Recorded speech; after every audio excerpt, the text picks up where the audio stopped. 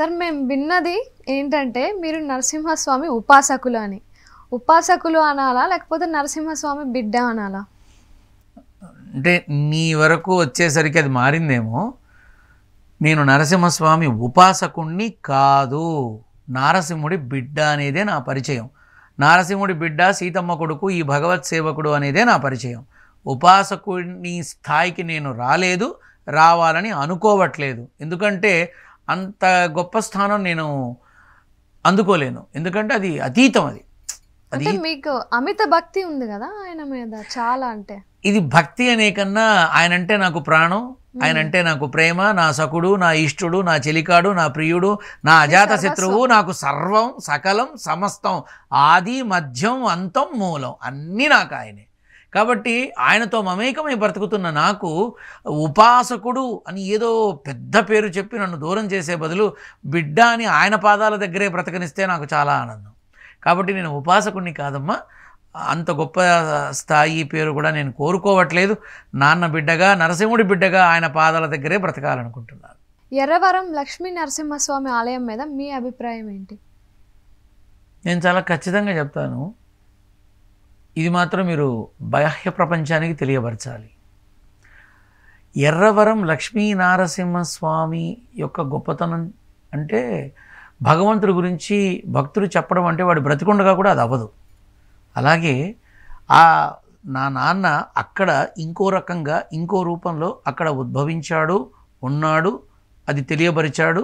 Okay, ఆ స్థానానికి ఒక ప్రత్యేకతని కల్పించారు, అది ఓకే.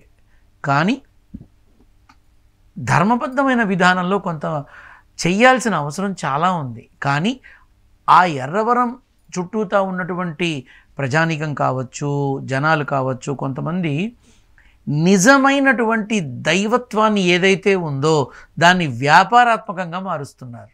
అవును, నిజంగా అక్కడ ఈవెన్ మీ యొక్క ఛానల్ వాళ్ళు కూడా అక్కడికి రావడం జరిగింది, చెప్పడం జరిగింది. మీ ద్వారా కొన్ని వేల లక్షల మందికి నా నాన్న నారసింహుడి యొక్క విధానము తెలిసింది, ఊరు తెలిసింది, అందరికీ తెలిసింది. కాకపోతే మొన్న ఒకళ్ళు వచ్చి నాతో మాట్లాడినప్పుడు అక్కడ అంత ఇదిగా ఉంది కదా, మరి ఆ స్వామివారిని అడ్డం పెట్టుకొని చిన్న చిన్న పిల్లలు కూడా ఏదో ఒక పనులు చేస్తున్నారు కదా, ఇది ఎంతవరకు సమంజసమని. అక్కడ ఎవరైతే ఉన్నారో వాళ్ళు తెలియక చేస్తున్న వాటిని తప్పు పట్టడము, అదేదో దోషము అన్నట్టుగా కాకుండా వాళ్ళకి భగవంతుడి యొక్క గొప్పతనాన్ని తెలియపరిచే విధంగా చేస్తే ఇంకా బాగుంటుంది అని అన్నాను. ఎర్రవరంలో లక్ష్మీనరసింహుడిని నమ్ముకొని చాలామంది అక్కడికి వెళ్ళి దర్శనం చేసుకుని వచ్చిన తర్వాత కొంతమందికి ఈ పెళ్ళిళ్ళు అయ్యాయని, కొంతమందికి పిల్లలు పుట్టారని, కొంతమందికి ఏదో అమెరికాకు వెళ్ళడానికి అడ్డుపుల్లలు తొలగిపోయాయని, ఇలా ఒకటి కాదు చాలా వరకు చాలా చెప్పారు. కానీ అక్కడ ఎవరైతే చెప్పారో అక్కడ ఆ పిల్లవాడు, వాడి కుటుంబం మాత్రం ఈ రోజుకి ఇబ్బందులు పడుతున్నారు. అది ఎందుకు పడుతున్నారు అనేది ఎవరు తెలుసుకోలేకపోతున్నారు. అక్కడ స్వామివారు ఉన్నారు, ఆయన దర్శనం ఇచ్చారు, అందరూ చూస్తున్నారు. కానీ ఆ భగవంతుడి యొక్క దర్శనాన్ని భక్తులకి దూరం చేయడం ఎందుకు? భక్తులకి దూరం చేయడం ఎందుకు? మీ ద్వారా కొన్ని లక్షల మందికి తెలిసింది, అందరూ దర్శనం చేసుకునే విధంగా అవకాశం ఎందుకు ఇవ్వట్లేదు? సటన్ టైమింగ్స్ అని ఏదో పెట్టారట. సహజంగా భగవంతుడికి సంబంధించినంత వరకు బ్రహ్మముహూర్తం నుంచి మధ్యాహ్నం దాకా, సాయంత్రం సంధ్యవారి దగ్గర నుంచి మళ్ళీ రాత్రి దాకా ఒక నిర్దిష్టమైన సమయాలు ఉంటాయి. కానీ అక్కడ ఆ భగవంతుడి దర్శనం చేయనివ్వట్ల. ఈ సమయం దాటితే ఉండదు అని అంటున్నారు. నిజానికి ఆ ఎర్రవరం లక్ష్మీ నరసింహుడి యొక్క అనుగ్రహం తప్పకుండా అందరికీ దక్కాలని నారసింహుడి బిడ్డగా నేను కోరుకుంటూ, ఇక్కడ నేను మీ ద్వారా నేను చెప్పదలిచేది ఏమిటంటే, ఒక రకంగా మీ ద్వారా బయట ప్రపంచానికి చాలా తెలిసింది. అది ఖచ్చితంగా చెప్తున్నాను నేను, ఎందుకంటే నేను చూశాను కూడా.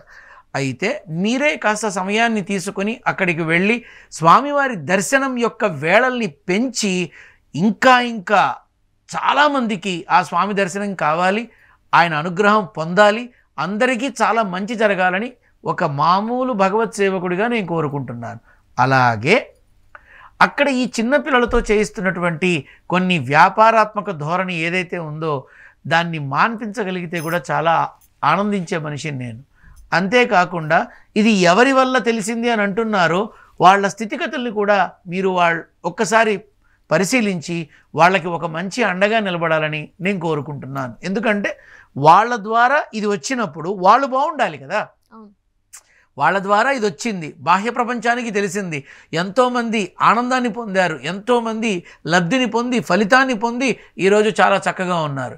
అటువంటప్పుడు అది తెలియపరచడానికి కారణమైనటువంటి వాళ్ళ స్థితిగతులు మాత్రం అంత సంతోషదాయకంగా లేవని నేను విన్నాను. నేను చూడలేదు, నేను విన్నాను.